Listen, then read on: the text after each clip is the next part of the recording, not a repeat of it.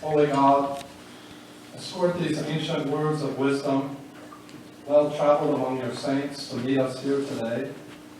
For the grass withers and the flowers fade, but your eternal word to us shall never die. Amen. Our gospel lesson comes to us this morning from the gospel according to Luke, chapter 13, verses 31 through 35. Listen again for what the Spirit is saying to the church. At that very hour, some Pharisees came and said to him, "Get away from here, for Herod wants to kill you." Jesus said to them, "Go and tell that fox for me. Listen, I'm casting out demons and performing cures today and tomorrow, and on the third day I finish my work. Yet today, tomorrow, and the next day I must be on my way, because it is impossible for a prophet to be killed outside of Jerusalem. Jerusalem, Jerusalem, the city that kills the prophets and stones those who are sent to it. How often have I desired to gather your children together, as a hen gathers the brood of her chicks under her wings, and you are not willing. See, your house is left to you. And I tell you, you will not see me until the time comes when you say, 'Blessed is the one who comes in the name of the Lord.'" This is the word of the Lord. Thanks be to God. So I've been thinking a lot this week about relationships. Relationships are at the core of what we do here at Canyon Lake Presbyterian Church. You name any ministry here at the church that we're engaged in, whether it's the Presbyterian Women, or the Men's Breakfast Fellowship, or the Mental Health Clinic, or Kids Hope, or our Bible studies and Sunday school classes, everything we do here at Canyon Lake Presbyterian Church is about relationships.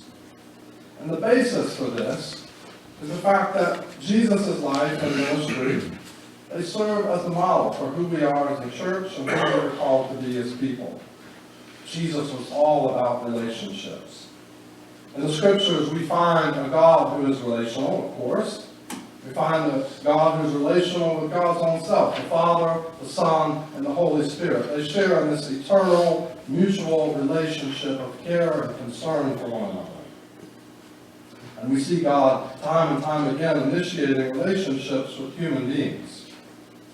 And many times the relationships in the scriptures come about with these dramatic meetings. Meetings where people are met by God. The story of Adam and Eve in the garden is a story about a divine meeting.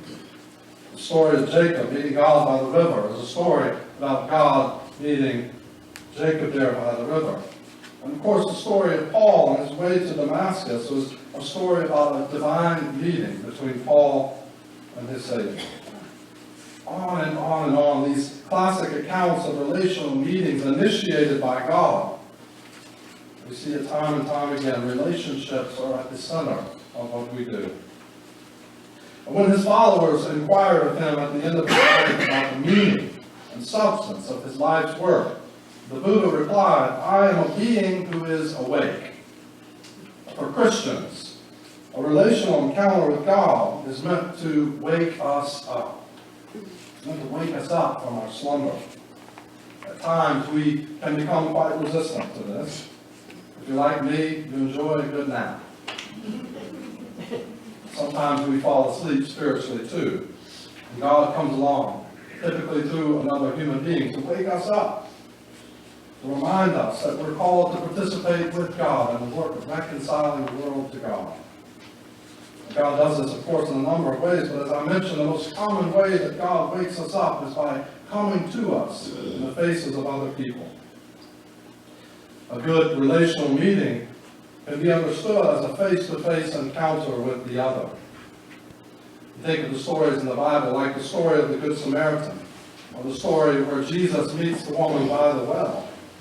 All of these stories involve a face-to-face encounter. They form the very bedrock of who we are, both as individuals and communities. In Jesus' ministry, it was a ministry of relationships. If you're wondering, where's God at in our church? Where is God at in the world? Where's God at in my own life? You can always look to your relationships. God is found in the space between us. Jesus was always forging new relationships, connecting with different people and connecting people with God. In his book, The Wounded Healer, Henry Nouwen says this about a legend that he found in the Talmud. He says, Rabbi Yoshua ben Levi came upon Elijah the prophet while he was standing at the entrance of Rabbi Simran ben Yoshi's cave. And he asked Elijah, when will the Messiah come? Elijah replied, go and ask him yourself. Where is he? Sitting at the city gates. How shall I know him? He's sitting among the poor, those covered with wounds. The others unbind all their wounds at the same time and then bind them up again. But he unbinds one at a time and binds them up again, saying to himself, perhaps I shall be needed. If so, I must always be ready, so as not to delay for a moment. But the Messiah, the story tells us, can always be found in relationships, among the poor, among those covered with wounds, waiting for the moment when he will be needed. But this relational aspect of Jesus' ministry, it often got him in a lot of trouble, as you know, especially with the religious community in which he was a part. In our gospel lesson today, the Pharisees come along to warn Jesus. This is kind of surprising for us, right? Because typically in the scriptures, the Pharisees are portrayed as kind of the bad guys. But in this story, they come along to offer a warning to Jesus. And they tell Jesus, listen, if you know what's best for you, you'll keep your mouth shut and you'll get out of town because you're making a lot of people around here upset, and Herod is going to kill you. I love Jesus' response. You all heard it just a while ago. And the first reason I love Jesus' response is because it disrupts much of what we think we know about Jesus. About how he's this passive, sort of always lovey-dovey kind of guy. No, we see on occasion where Jesus served with passion, where he got upset. He expressed righteous indignation. And the second reason I love Jesus' response to Herod is because it tells us something really important about who Jesus was, and what his values were, what his priorities were. Having the approval of the religious community or the state was not one of Jesus' priorities. In fact, he was a thorn in their side time and time again. So the Pharisees, they say, you need to hush, you need to get out of town, you need to keep your mouth shut. Herod is going to kill you. And Jesus replies, you go and tell that fox, listen, I'm casting out demons. It's a relational encounter. I'm performing cures. It's a relational encounter that involves touching someone in a very intimate way. And on the third day, I'm going to finish my work. Of course, anytime we hear this reference to the third day, we think about resurrection. Jesus says, I'm performing cures, I'm casting out demons, and on the third day is when the resurrection happens and life comes. Now, Jesus tells us in this passage just how important relationships were to his ministry. He was willing to risk his own life so he could connect and heal his neighbor's wounds. I wonder this morning, what was it that Jesus was doing? Was getting the religious community so upset? What word of truth so confronted them that they felt compelled to try to run him out of town? The Gospel of Luke, this scene, it belongs to a pattern of encountering Jesus for oneself and being forced to pick sides with life or with death, with relationships or with isolation. Herod offers up death. Jesus offers up life. The Pharisees demand that Jesus keep silent. Jesus responds with a bold word about life, about healing, and about relationships. I believe all of us in here today are invited to hear Jesus' words of life spoken to each one of us.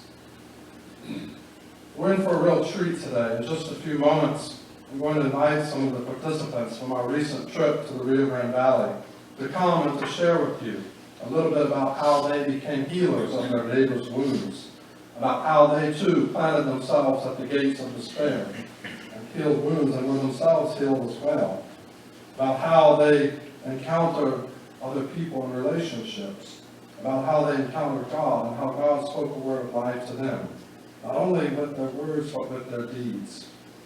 I believe their perspectives are of sacred value, and I invite you all to listen for how God weaves their stories and all of our stories together in here today. Mary? I'm up first. Wow. Okay. Good morning. I did make a couple notes. I invited Mary first because Mary is really speaking on behalf of 5 people. She invited her daughter and 3 other friends to go, and so she may have more than others to say. I don't, actually. Oh, okay. Put the pressure on me. Put the pressure on me.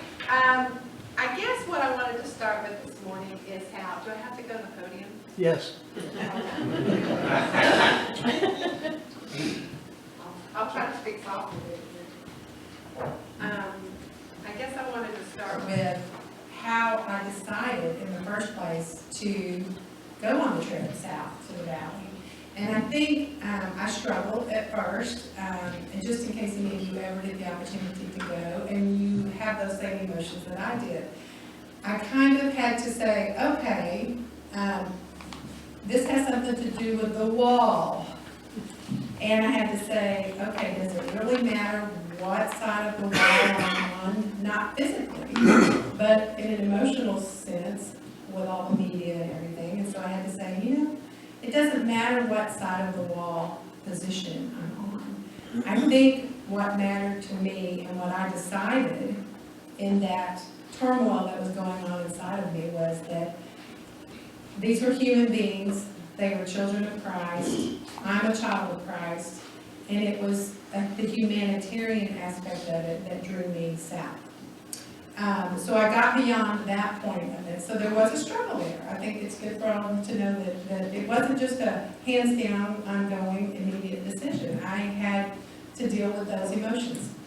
And I invited some friends with me, and it was great that they were willing to go. I have no idea if they struggled with those same emotions. I think on the way home we discussed some of those issues a little bit. So some of them were with me, and others were not. But what I found by going on the trip and by being there is that, as all of you probably know, I've only been here a couple of years, but I am very relational, and I am very chatty. And I think I'm personable, but do you know what the Lord did? The Lord put me in the laundry room. Now, whether this was a language barrier between me not being that bilingual with Spanish, but I thought, okay, this is interesting. I'm a really sociable person, and the Lord has placed me in the laundry room folding towels. And then, after that role was fulfilled, and I went back to that laundry room several times in the day, as the laundry dried and needed to be folded.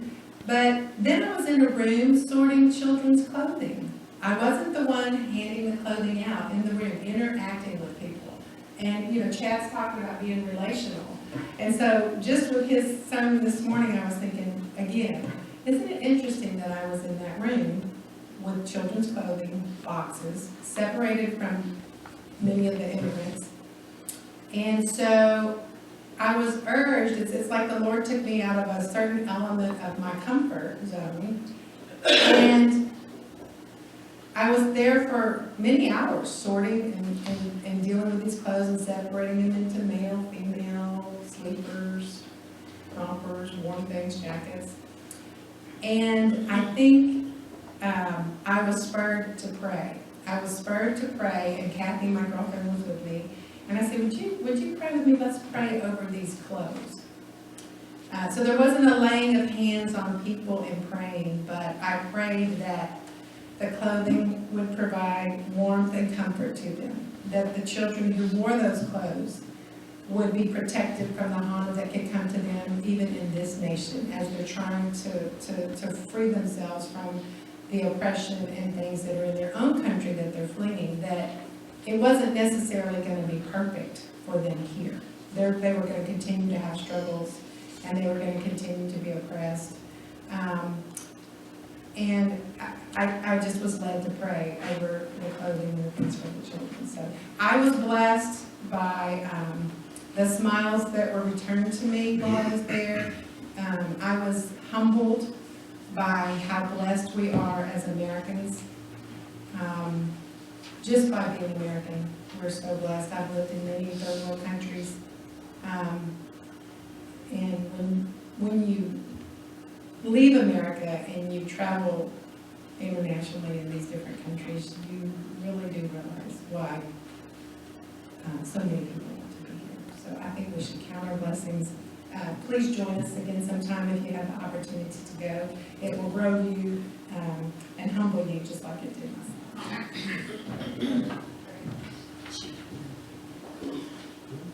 Oh, one other thing, sorry. Yesterday when I was trying to make notes, which I didn't use, there was something that was said, when you have more than you need, build a longer table. So, do we build a longer table, team?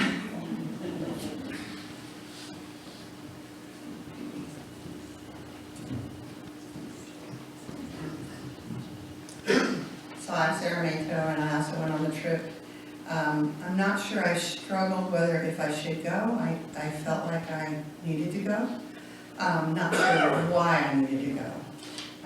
Didn't know the reason, but I did feel that God was telling me to go.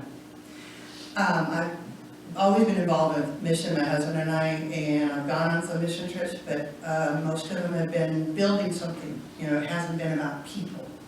The one thing I did for people was I was in charge of a Red Cross center after Hurricane Katrina, feeding 120 people dinner every night.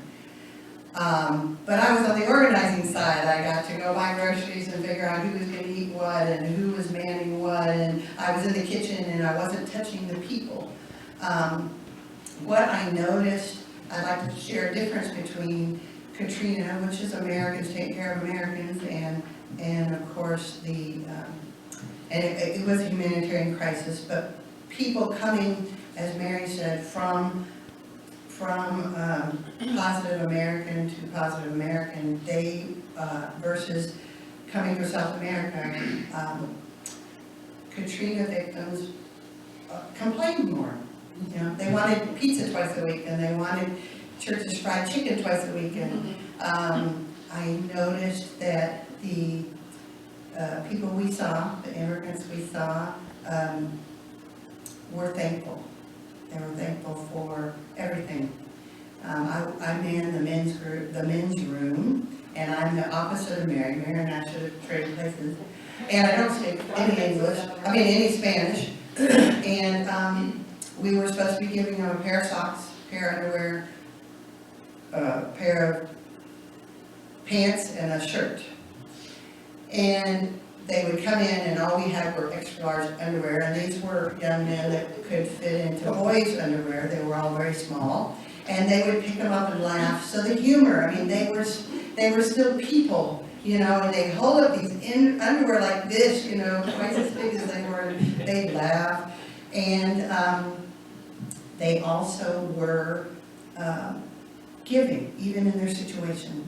So many of them, several of them came back, they took their clothes, changed clothes, and brought me their dirty clothes because they wanted to give them to someone else.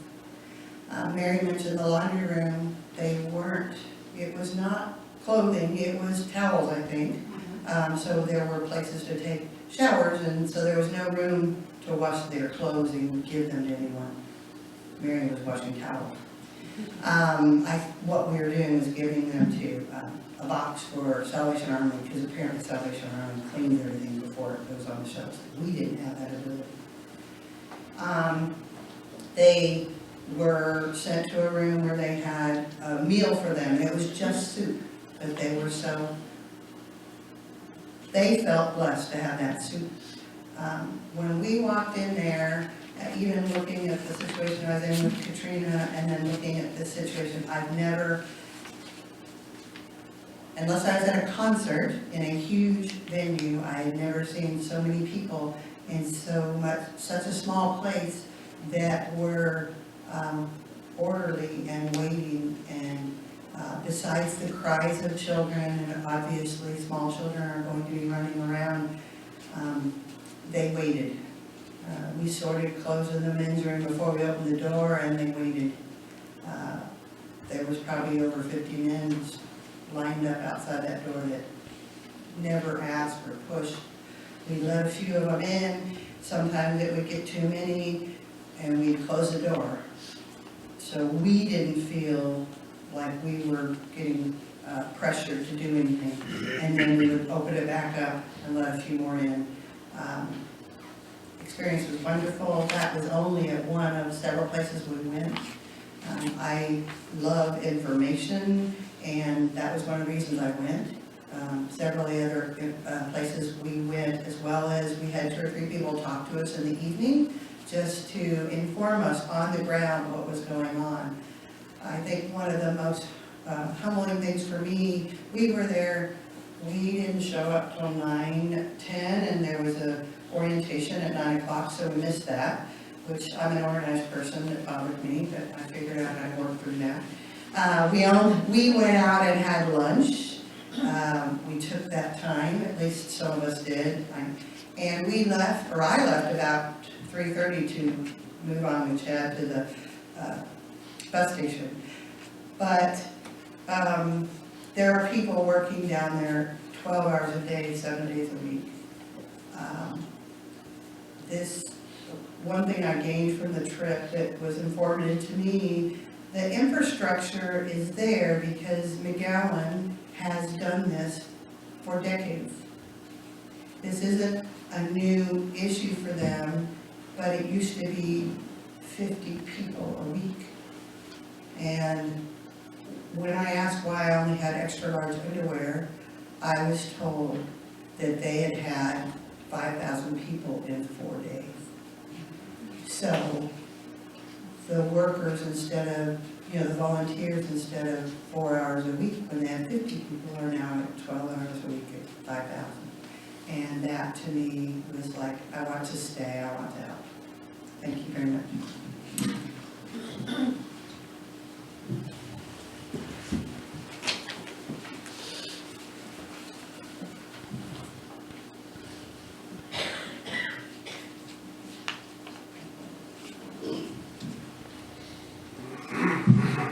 I'm Hannah, and I've got a lot, but I'm not going to share it all. But I am going to go off my own script, because I did script it, and I'll tell you why. Chad asked me, I think it was this week, after meditation, if I was an introvert or an extrovert. Well, my background is talking to large groups of people for years and years. But I talked there from a script, or what I had studied and I shared. I did not talk from my feelings. And if I start crying, forgive me, because this is hard. And I'm going to talk a lot about myself, as opposed to just the immigrants. And I'm going to start basically by reading.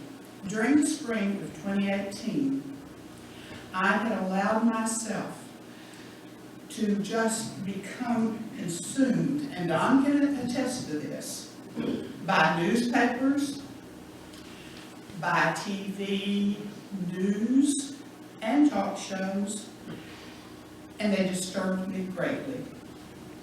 Shortly before we left for Colorado that year, I was on Facebook. I troll on Facebook. I just look, I read, I don't post.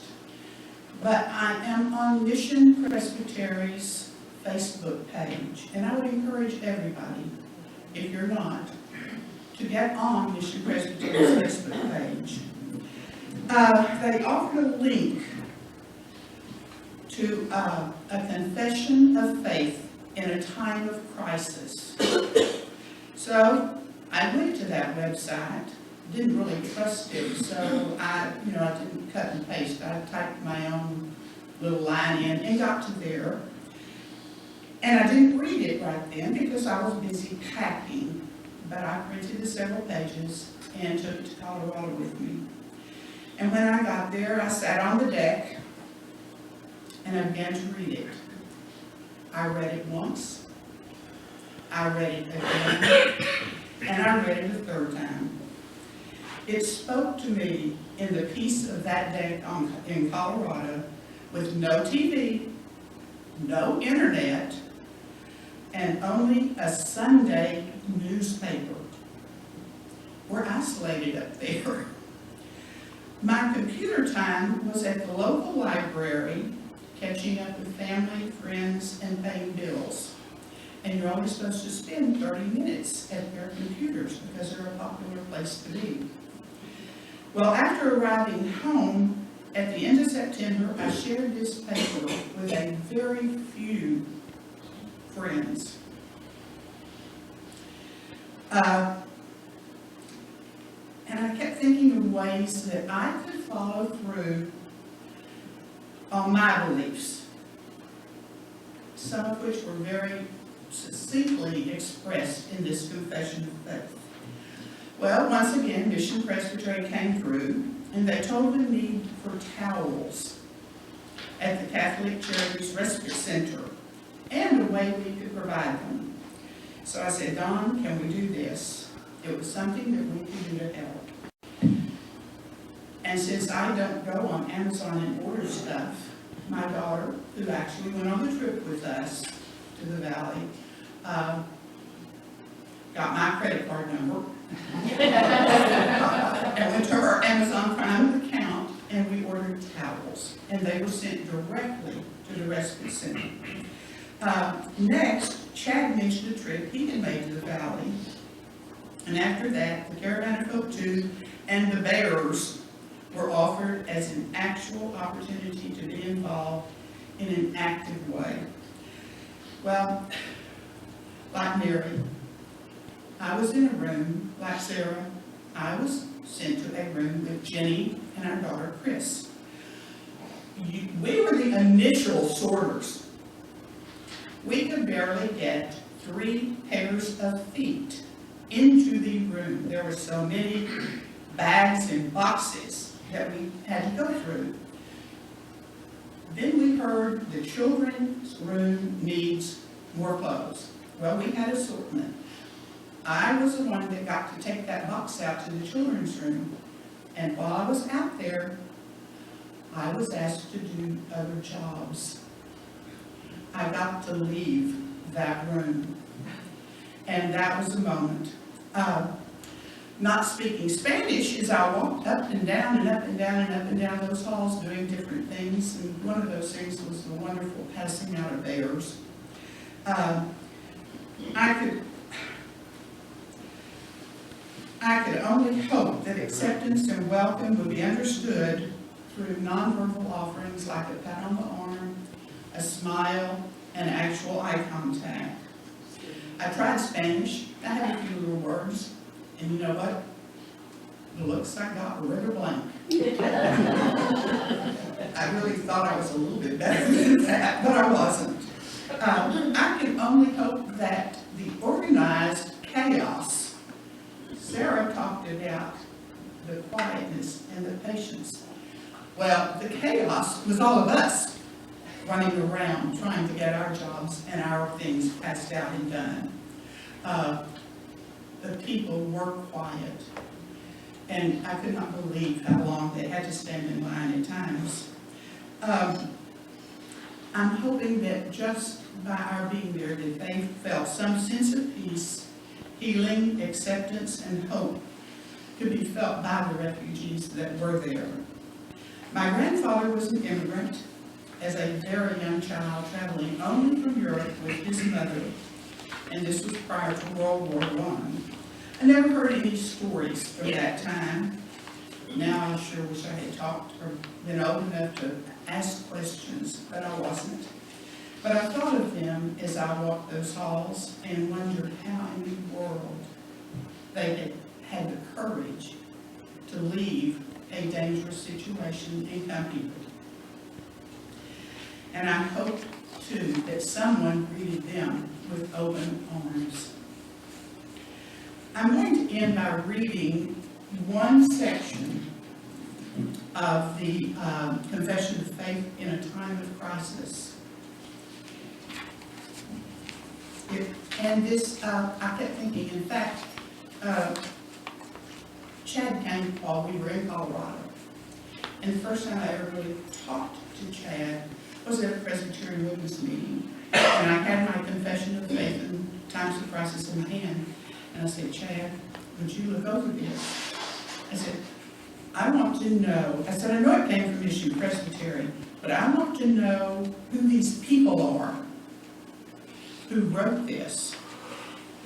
These people who wrote this at a retreat on Ash Wednesday 1 year ago.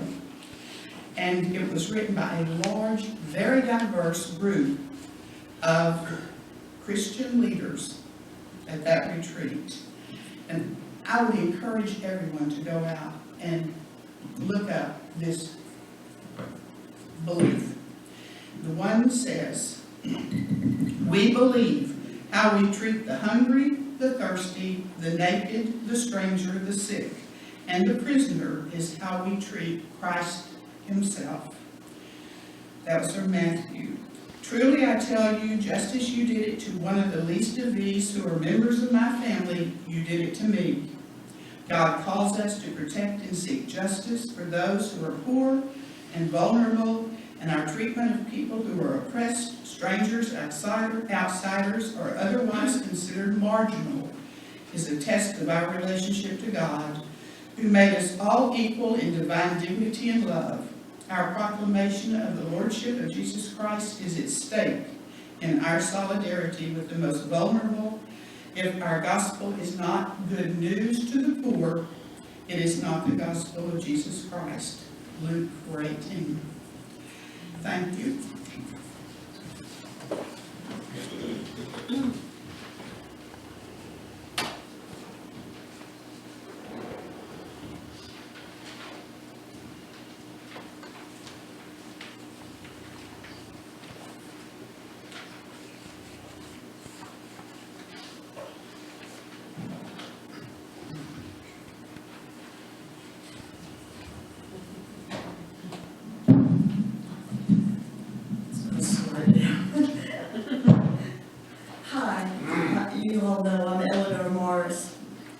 The mission trip to McAllen was a meaningful experience for me.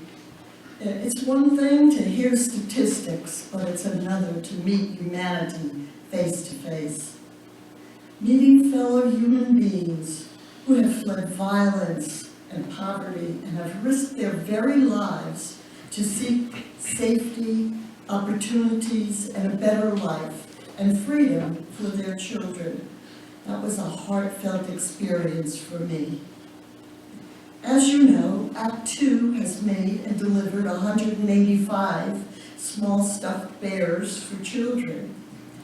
And I give a big thank you to all who have participated in this ministry and have helped to make these bears. These children had nothing but the clothes on their backs and the love of their parents. Their eyes opened wide when they saw the bears. They had nothing. And when they were given these bears to keep, they clutched them to their breasts immediately and they would not let go. They carried them around all day long. And if you offered them another bear, when we went down another time, they said, no, give it to so-and-so, doesn't have a bear. So they were not greedy or selfish, and the parents just beamed with joy that their children were given a little something to make them happy. And I feel as if I was called to help my fellow human beings, and I became an LVN, and I worked for over 15 years in that capacity in the field of healing. I'm not doing that anymore, but maybe I can help in healing in some other ways. I know I can't fix the refugee problem, but however, maybe in some small way that I can help to heal spirits. And I also was sorting clothes, and a little girl came in looking, she wasn't supposed to really be in our room, but she was looking for a little outfit to leave the refuge center. And we were trying to help her with that, not speaking much, just a teeny bit of Spanish, and helping her to pick out something for the trip. I feel that, to me, this is a Christian mandate. I, for one, will continue to make bears. The bear ministry is being funded by private donations. It is not being funded by my Act 2 allowance. So, if you feel inspired, you can help too. Thank you.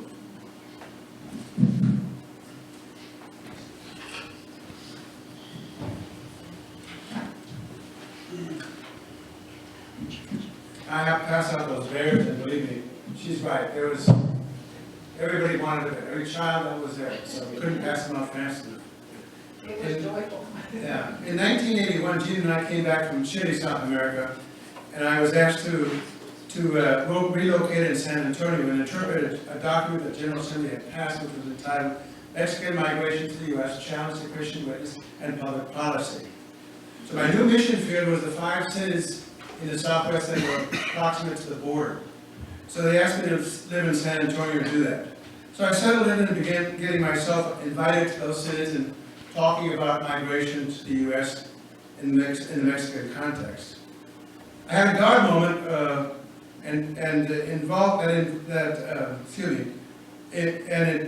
let me see what I'm going to say here. I had a God moment and invited a group to join me for interpretation on the border. And I didn't go just to the cities, but I decided in this case, let's invite somebody to the border. So we reflected on migration in the context by listening to our neighbors to the south and members of the National Presbyterian Church in Mexico. Those with me said things afterwards about our visit was that they said things like, I looked into their eyes and hearing their stories helped me understand the challenges of migration. A colleague of me at the time reminded me of the story of the Good Samaritan. He said, both the priest and the Levite never stopped to look into the wounded healer's eyes. They never saw his pain, and the Samaritan did, and that seemed to make a difference. Our recent trip to the border, my final task, I should say, of the day was to look into the eyes of 2 young Honduran women who were obviously very anxious, but my task was to help them navigate the Greyhound bus system. Make sure they got off at the right place, that they transferred buses to the right place, and that they arrived safely at their destination. I have translated for other young women at the Delhi Detention Center, where I heard stories of death threats not unlike those of Herod, which prompted both Mary and Joseph to take their newborn son and flee to Mexico. Picking up the parable of the Good Samaritan in Luke 10:13. Let me find it.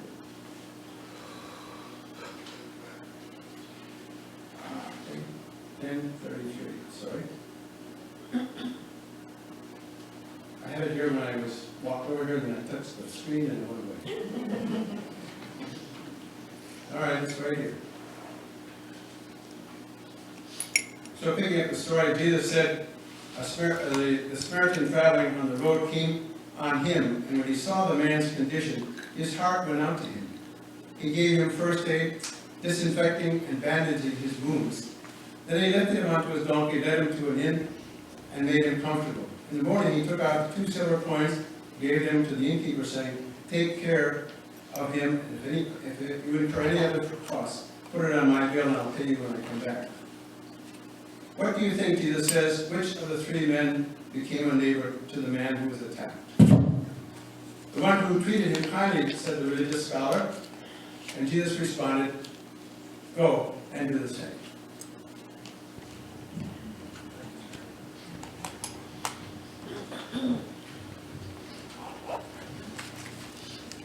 I feel a deep sense of gratitude for all of these folks who are coming up here and sharing. As you all know, it takes a great deal of courage to speak in public. And so if you will, please join me in saying thank you to all the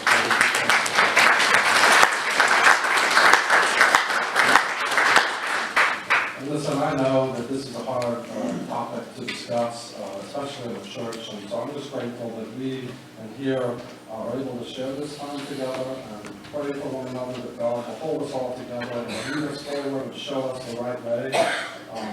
We don't have all the answers, but we do have some guidelines about how God calls us to act in the world, and God does call us to take care of those who are wounded in this world. And that's what this sermon and that's what these stories of sharing are all about relationships and about healing our neighbor's wounds. Over and over and over again, God inserts actors into the drama of God to take part in the work of healing our neighbor's wounds. God's ministry of healing is a drama that has unfolded over many, many, many centuries. What a gift that each and every one of us in here get to participate in our own way. It's a drama that emphasizes the human worth of all people. It's a drama that says connection matters, and relationships matter, and vulnerability matters, and amazement is possible, and change is possible, and hope is possible, and healing is possible because love is real. Amen.